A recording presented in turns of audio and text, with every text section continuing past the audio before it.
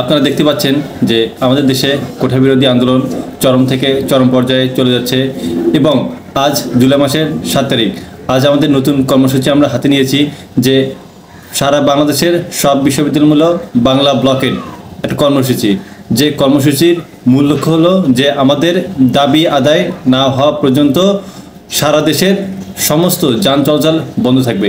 তাই এই কর্মসূচিটা যেহেতু আজকে বিকাল থেকে শুরু হবে, আমি সকলের উদ্দেশ্যে একটা কথা বলতে চাই যে আপনারা যে যেখান থেকে পারেন সকলেই নিজ নিজ ক্যাম্পাসের নিজ নিজ কর্মসূচিতে যোগদান করে এই কোটা বিরোধী যে আন্দোলন, এই আন্দোলনটাকে আরও বেগবান করবেন, যেন ভবিষ্যতে এই ধরনের ন্যাক্কারজনক কোনো কাজ না ঘটে, যাতে করে শিক্ষার্থীদের মনে ক্ষোভ তৈরি হয়।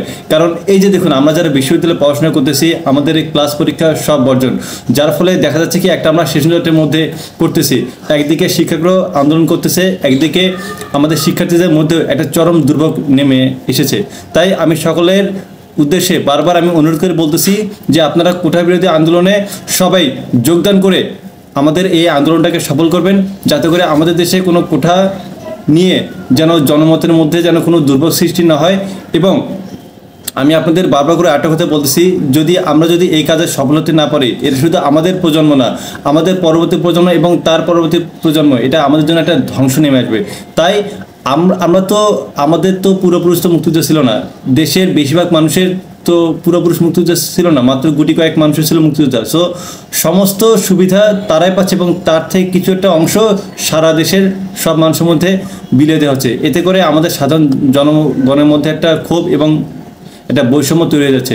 তাই আমরা চাই যে আমাদের শিক্ষার্থীদের মধ্যে সব এক্সাম এবং সব কিছু যেন বৈষম্যহীনভাবে নেওয়া হয় এবং যাতে করে এই ধরনের কাজ ভবিষ্যতে যেন না ঘটে, সেদিকে আমরা যথেষ্ট পদক্ষেপ গ্রহণ করব।